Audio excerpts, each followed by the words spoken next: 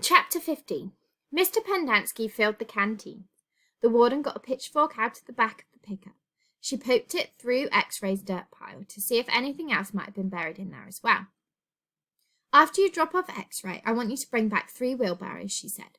X-Ray got in the pickup. As the truck pulled away, he leaned out the wide window and waved. Zero, said the warden. I want you to take over X-Ray's hole.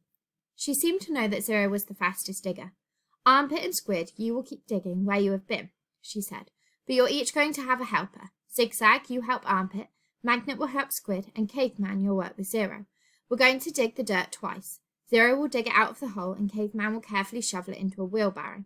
Zigzag will do the same for Armpit, and the same with Magnet and Squid.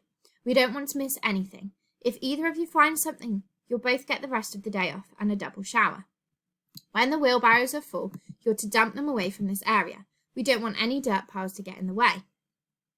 The warden remained at the site for the remainder of the day, along with Mr. Pendanski and Mr. Sir, who showed up after a while.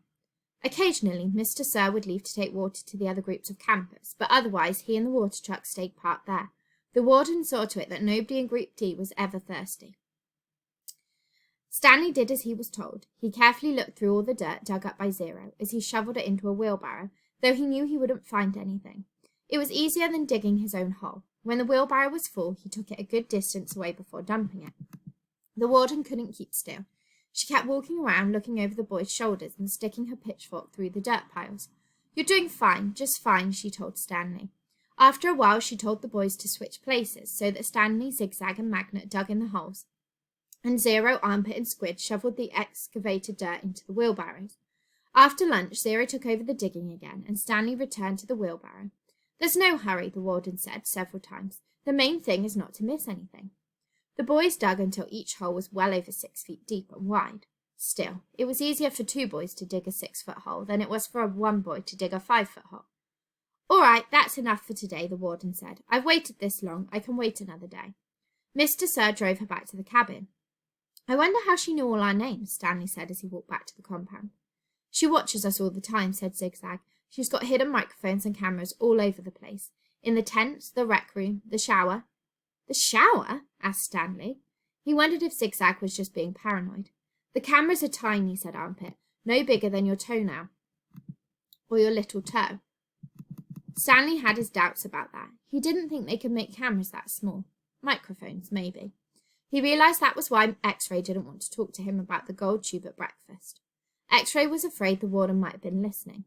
One thing was certain. They weren't just digging to build character. They were definitely looking for something. And whatever they were looking for, they were looking in the wrong place. Stanley gazed out across the lake toward the spot where he had been digging yesterday when he found the gold tube. He dug the hole into his memory. Chapter 16. As Stanley entered the rec room, he could hear X-Ray's voice from all the way across the room. See what I'm saying, X-Ray said. Am I right or am I right? The other bodies in the room were little more than bags of flesh and bones, dumped across broken chairs and couches. X-Ray was full of life, laughing and waving his arms around as he talked. Yo, Caveman, my man, he called out. Stanley made his way across the room. Hey, slide on over, Squid, said X-Ray. Make room for Caveman. Stanley crashed on the couch. He had looked for a hidden camera in the shower. He hadn't seen anything, and he hoped the warden hadn't either. What's the matter? Asked X-Ray. You guys tired or something? He laughed. Hey, keep it down, will you? Groaned Zigzag. I'm trying to watch TV. Stanley glanced uncertainly at Zigzag, who was staring very intently at the busted television screen. The warden greeted the boys at breakfast the next morning and went with them to the holes. 4 dug in the holes, and 3 tended to the wheelbarrows. Glad you're here, X-Ray, she said to him. We need your sharp eyes. Stanley spent more time pushing the wheelbarrow than digging, because he was such a slow digger. He carted away the excess dirt and dumped it into previously dug holes. He was careful not to dump any of it in the hole where the gold tube was actually found. He could still see the tube in his mind. It seemed so familiar, but he just couldn't place it. He thought that it might have been the lid to a fancy gold pen. KB could have been the initials of a famous author. The only famous authors he could think of were Charles Dickens, William Shakespeare, and Mark Twain. Besides, it didn't really look like the top of a pen. By lunchtime, the warden was beginning to lose her patience. She made them eat quickly so they could get back to work. If you can't get them to work any faster, she told Mr. Sir, then you're going to have to climb down there and dig with them. After that, everyone worked faster. especially when Mr. Sir was watching them. Stanley practically ran when he pushed his wheelbarrow. Mr. Sir reminded him that they weren't Girl Scouts. They didn't quit digging until after every other group had finished. Later, as Stanley sat sprawled across an understuffed chair, he tried to think of a way to tell the warden where the tube was really found, without getting himself or X-Ray into trouble. It didn't seem possible. He even thought about sneaking out at night and digging in that hole by himself, but the last thing he wanted to do after digging all day was to dig at night too. Besides, the shovels were locked up at night, presumably so they wouldn't be used as weapons. Mr. Pendanski entered the rec room. "Stanley," he called as he made his way to him. "His name's Caveman," said X-Ray. "Stanley," said Mr. Pendanski. "My name's Caveman," said Stanley. "Well, I have a letter here for someone named Stanley Yelnats," said Mr. Pendanski. He turned over an envelope in his hands. "Doesn't say Caveman anywhere." Thanks," Stanley said, taking it. It was from his mother. "Who's it from?" Squid asked. "Your mother?" Stanley put it in his big pocket of his pants. "Aren't you going to read it to us?" asked Armpit. "Give him some space," said X-Ray. "If Caveman doesn't want to read it to us, he doesn't have to. It's probably from his girlfriend." Stanley smiled. He read it later after the other boys had gone to dinner.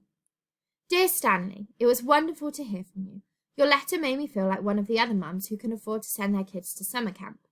I know it's not the same, but I'm very proud of you for trying to make the best of a bad situation. Who knows, maybe something good will come of this. Your father thinks he's real close to a breakthrough on his sneaker project. I hope so. The landlord is threatening to evict us because of the odour.